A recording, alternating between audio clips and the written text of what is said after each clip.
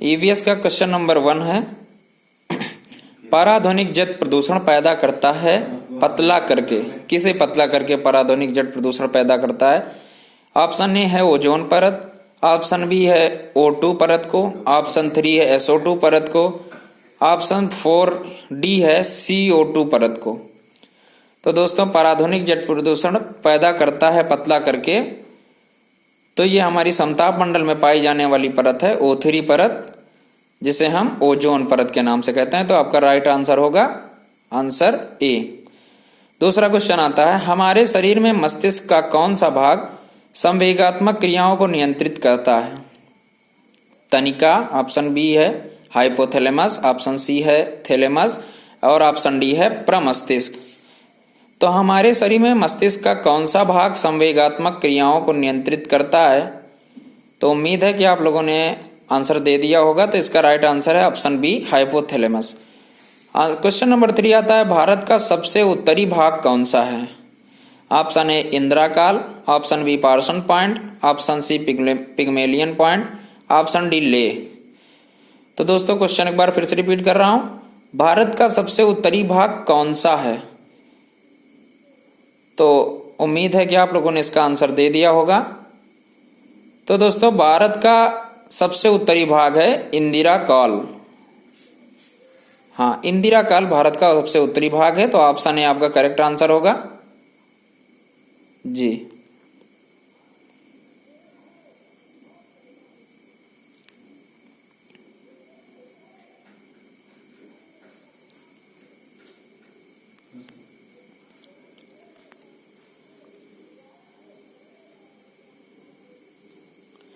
तो अगला 4th question आ गया दोस्तों आपकी स्क्रीन पर, राजा जी राष्ट्रीय उद्यान कहाँ स्थित है? Option A Dehradun, option B Mussoorie, option C Shimla, option D Chamba. तो दोस्तों राजा जी राष्ट्रीय उद्यान कहाँ स्थित है? उम्मीद है कि आप लोगों ने क्वेश्चन कई बार पढ़ा है, आपसे हो गया होगा। तो इसका राइट आंसर है दोस्तों ऑप्शन ए देहरादून। उत्तराखंड की राजधानी देहरादून में राजा जी राष्ट्रीय उद्यान स्थित है। जी हाँ।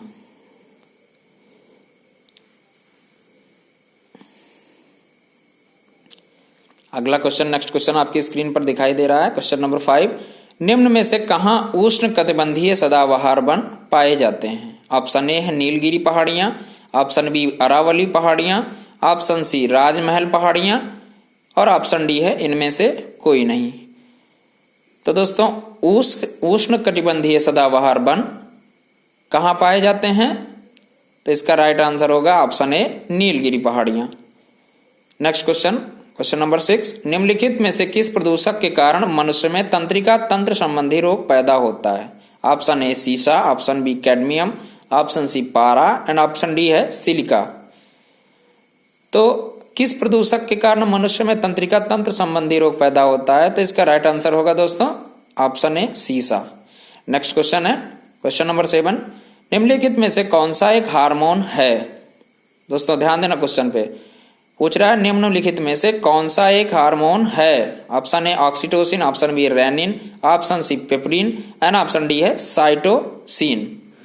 तो ऑप्शन ए आपका राइट आंसर होगा, ऑक्सीटोसिन एक हार्मोन है, बाकी के जितने तीनों हैं वो एंजाइम्स हैं।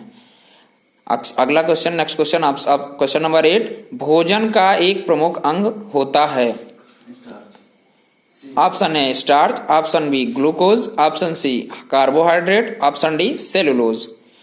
तो ऑप्शन सी जो है कार्बोहाइड्रेट राइट आंसर होगा। नेक्स्ट क्वेश्चन, निम्न में से कौन सा आभासी फल है? ऑप्शन ए सेब। दोस्तों ध्यान देना, ऑप्शन ए सेब नहीं है, सेव लिखा है, सेव। ऑप्शन बी अमरूद, ऑप्शन सी आम, ऑप्शन डी टमाटर। तो दोस्तों आभासी फल कौन सा है? तो निम्न में से सेव जो होता है वो आभासी फल के अंतर्गत आता है। ऑप्शन ए राइट आंसर हो जाएगा। नेक्स्ट क्वेश्चन आपकी स्क्रीन पर दिखा रहा है क्वेश्चन नंबर 10, कोरोमंडल तट किस राज्य में स्थित है? Option A Tamil Nadu, option B Kerala, option C Karnataka and option D Andhra Pradesh. तो दोस्तों कोरोमंडल तट किस राज्य में स्थित है? तो इसका राइट आंसर होगा दोस्तों Tamil Nadu. Option A right answer होगा। आप जानते हैं कि तट के बारे में कई बार क्वेश्चन पूछे जाते हैं तो तट जो है वो हमारा गुजरात से लेकर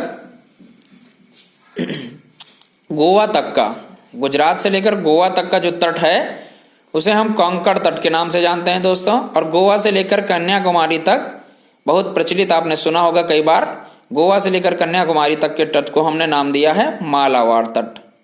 हाँ दोस्तों, तो कोरोमंडल तट जो है वो तमिलनाडु राज्य में स्थित है। नेक्स्ट क्वेश्चन आपकी स्क्रीन पर आता है, किस ऋतु में क्षोभ मंडल की ऊंचाई में वृद्धि हो जाती है? ऑप्शन ए शीत ऋतु, ऑप्शन बी ग्रीष्म ऋतु, ऑप्शन सी वर्षा ऋतु एंड ऑप्शन डी कभी नहीं बढ़ती है। तो दोस्तों क्षोभ मंडल की ऊंचाई में वृद्धि हो जाती है, इसका राइट आंसर होगा दोस्तों ऑप्शन बी ग्रीष्म ऋतु में। अच्छा, इसका कारण भी मैं आपको बता देता हूं कि क्षोभ मंडल की ऊंचाई ग्रीष्म ऋतु में क्यों बढ़ जाती है। तो क्षोभ मंडल की ऊंचाई ग्रीष्म ऋतु में इसलिए बढ़ जाती है क्योंकि गर्म हवाएं तापमान अधिक होने के कारण गर्म हो जाती हैं और गर्म चीजें हल्की होती हैं और हल्की होने के कारण वायु ऊपर उठती है, जिस कारण क्षोभ मंडल की ऊंचाई में वृद्धि हो जाती है। तो ऑप्शन बी जो है राइट आंसर होगा ग्रीष्म ऋतु।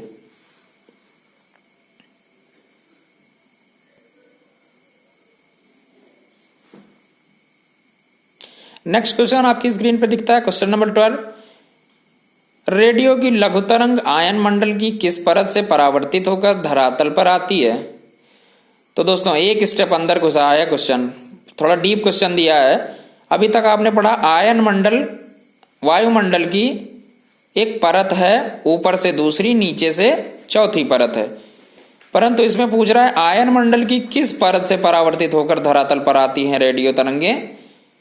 तो दोस्तों आयन मंडल कई विभिन्न परतों में बटा हुआ है, जिसमें से रेडियो तरंगों का संबंध ऑप्शन सी एफ परत से है। जी हाँ दोस्तों, तो राइट आंसर सी होगा एफ परत। नेक्स्ट क्वेश्चन आपकी स्क्रीन पर आता है, क्वेश्चन नंबर 13, बहुत इंपॉर्टेंट क्वेश्चन, मूंगे की चट्टानों के संरक्षण के लिए भारत सरकार ने निम्नलिखित में से किसे समुद्री पार लिखा है दोस्तों, यहाँ पे मिसप्रिंट हुआ है, पार नहीं होगा, ये पार्क होगा, घोषित किया गया है। ऑप्शन ए अंडमान द्वीप समूह, ऑप्शन बी मन्नार की खाड़ी, ऑप्शन सी लक्षद्वीप समूह और ऑप्शन डी है कच्छ की खाड़ी। तो दोस्तों किसे पार्क चुना गया है, समुद्री पार्क किसे चुना गया है? तो ऑप्शन डी जो है वो आपका राइट आंसर होगा कच्छ की खाड़ी। जी हाँ दोस्तों, कच्छ की खाड़ी को। नेक्स्ट क्वेश्चन आपकी स्क्रीन पर दिख रहा है, क्वेश्चन नंबर 14, ग्रेनाइट से रूपांतरण के बाद कौन सी चट्टान बनती है? तो दोस्तों ग्रेनाइट से रूपांतरण के बाद ऑप्शन में दिया हुआ है ए नीस, बी बेसाल्ट, सी सिस्ट और डी है स्लेट। तो क्वेश्चन को एक बार फिर से पढ़ते हैं, ग्रेनाइट से रूपांतरण के बाद कौन सी चट्टान बनती है? तो आप जानते हैं चट्टानें 3 प्रकार की होती हैं, पहली आग्नेय चट्टान, दूसरी अवसादी चट्टान और दूसरी कायांतरित चट्टान, जिसे हम रूपांतरित चट्टान भी कहते हैं। तो ग्रेनाइट के रूपांतरण के बाद कौन सी चट्टान बनती है? तो इसका राइट आंसर होगा ऑप्शन ए नीस। नीस जो है वो ग्रेनाइट से रूपांतरित या कायांतरित चट्टान है।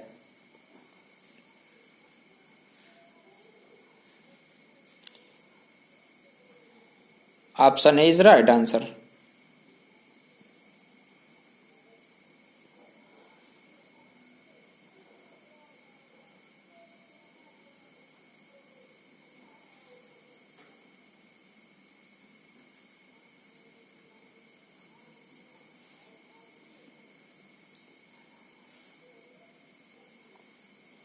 जी हाँ दोस्तों, नेक्स्ट क्वेश्चन आपकी स्क्रीन पर आपको दिख रहा होगा, क्वेश्चन नंबर 15, काल्डेरा और क्रेटर शब्द किससे संबंधित हैं?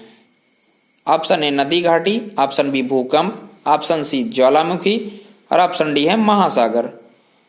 तो दोस्तों काल्डोरा तट ज्वालामुखी, ज्वालामुखी ऑप्शन सी राइट आंसर होगा। नेक्स्ट क्वेश्चन है 16, पर्यटकों के लिए प्रसिद्ध माधव राष्ट्रीय उद्यान कहाँ स्थित है?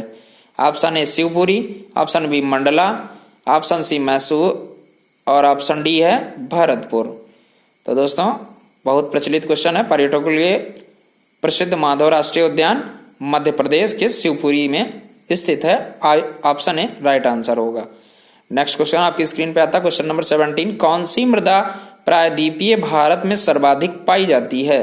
ऑप्शन ए जलोढ़ मृदा, ऑप्शन बी लाल और पीली मृदा, ऑप्शन सी वन मृदा और ऑप्शन डी खारी मृदा।